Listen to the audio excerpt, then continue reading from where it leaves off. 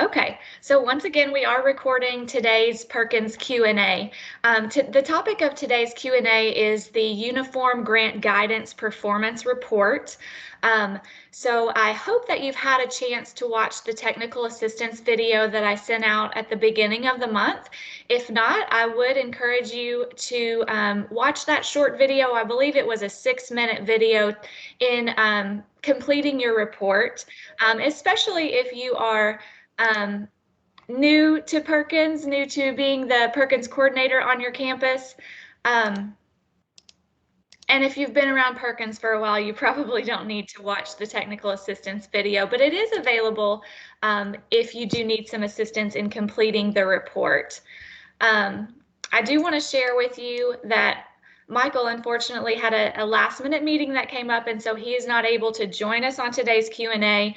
So hopefully I can answer all of your UGG questions, but if we need his expertise, I will reach out to him and get back with you.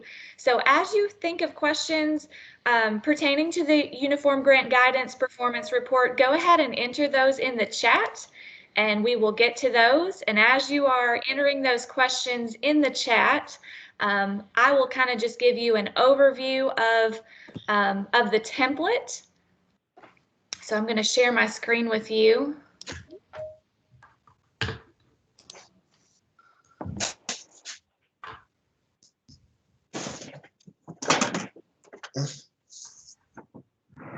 Okay. Can you see the Excel template on the screen? Yes. Yes, I see it. Okay, thank you. So you'll notice that I'm going to have to let some people in from the lobby. Give me 1 second.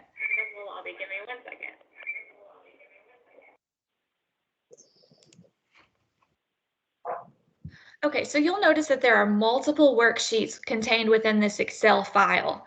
So basically we have the same blank report for the 3 performance indicators. Exact same report.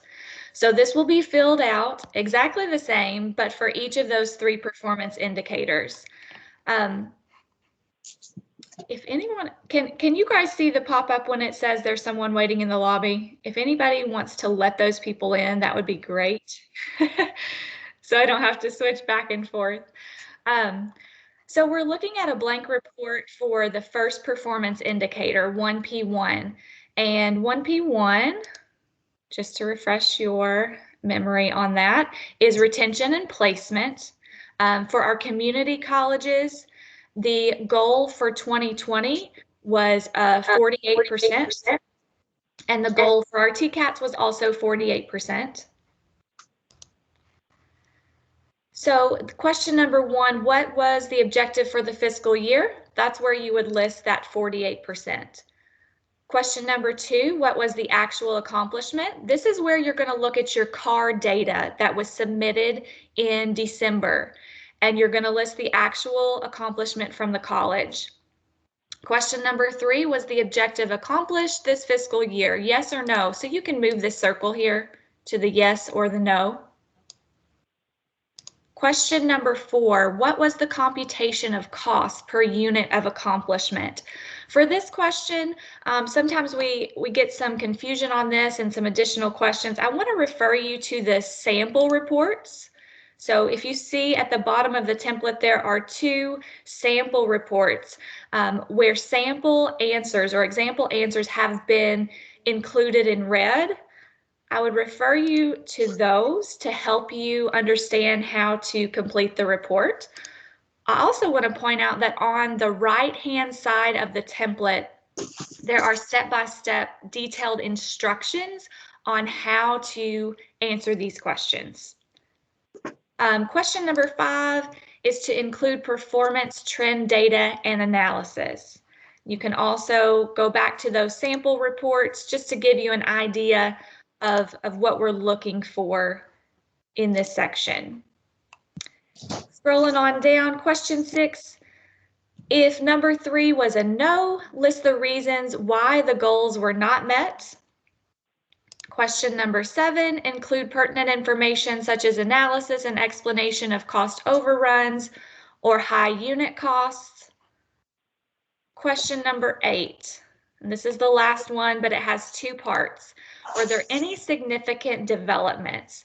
So were there any problems, delays, or adverse conditions that caused us not to meet our goal? And then part B, were there any favorable developments which enabled us to meet our goal, maybe ahead of schedule or at less cost than anticipated? So basically, we're looking for anything negative or anything positive in meeting those goals.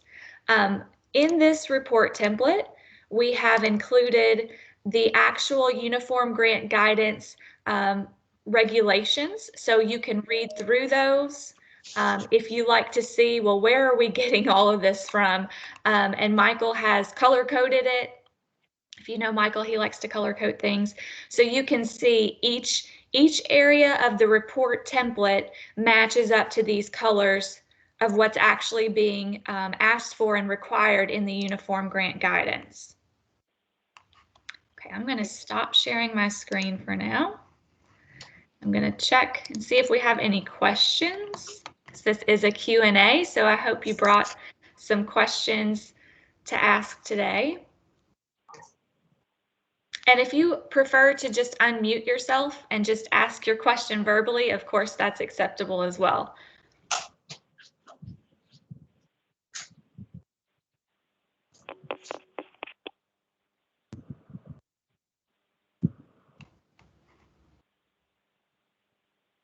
I'm not seeing any questions right now.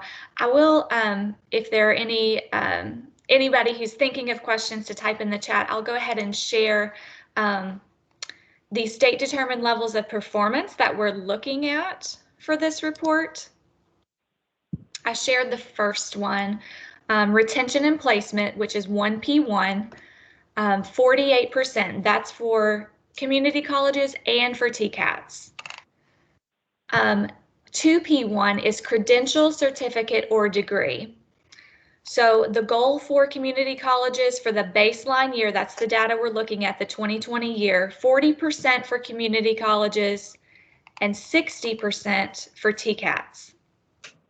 And then the final indicator that needs to be included in the UGG is non-traditional enrollment, which is 3P1. So for community colleges, the baseline goal was 18%, and for TCATs, the baseline goal was 8%. This document is in Microsoft Teams, in our Perkins team. You can find it by clicking on the Files tab at the top of your window, and then clicking on Class Materials, and then you'll see a folder for state determined levels of performance, and that's where you can find this. Of course, this year we're just looking at the baseline data, but this includes all 4 years of our Perkins plan.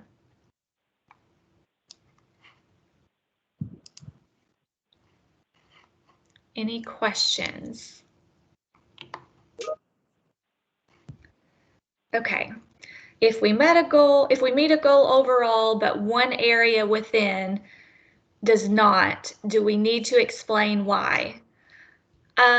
Not for the Uniform Grant Guidance. You may be thinking about the risk assessment. So on the risk assessment, we do look at each piece. So, if females don't meet, or if, single parents don't meet, we look at that in detail. But for the Uniform Grant Guidance, we're just looking at the overall goal. I hope that answers your question. Let me know if not.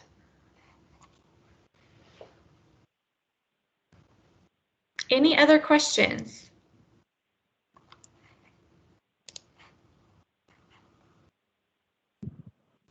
Again, this report is due at the end of the month, and since the end of the month is actually on a Sunday, this report will be due on Friday, February 26th by the close of business on that day. There is an assignment that's been posted in Microsoft Teams. Within the assignment, you have this template that I just shared. You also have the technical assistance video. And then under files, you have those state determined levels of performance if you need to go back to review those. And then each college should have a copy of their consolidated annual report, their CAR, that was submitted in December. And again, you'll need those numbers to complete the UGG report. Any other questions?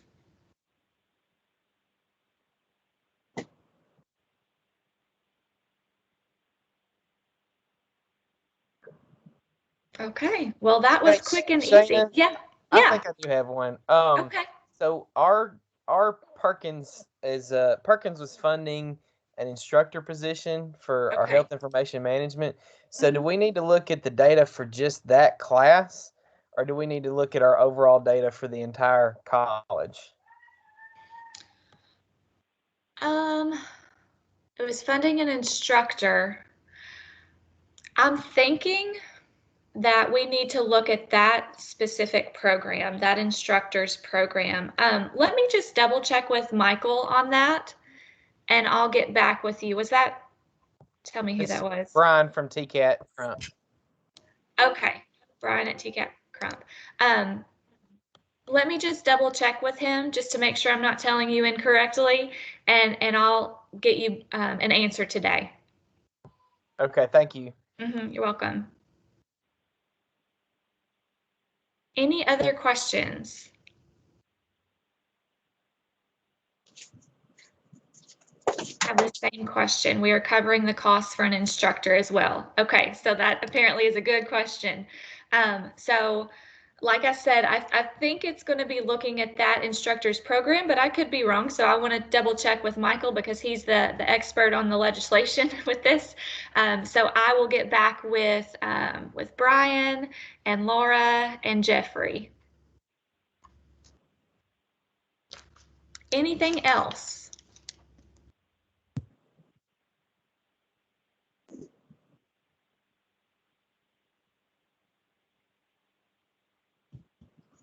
Okay.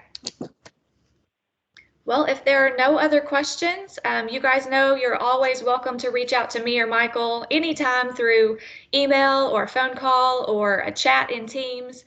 We're here to help you guys.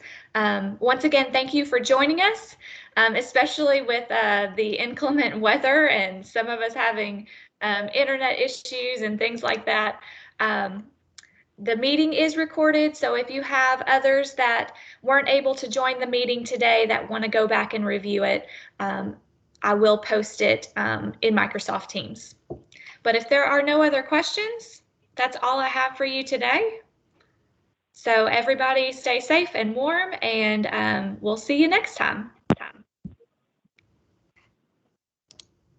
Goodbye, everyone.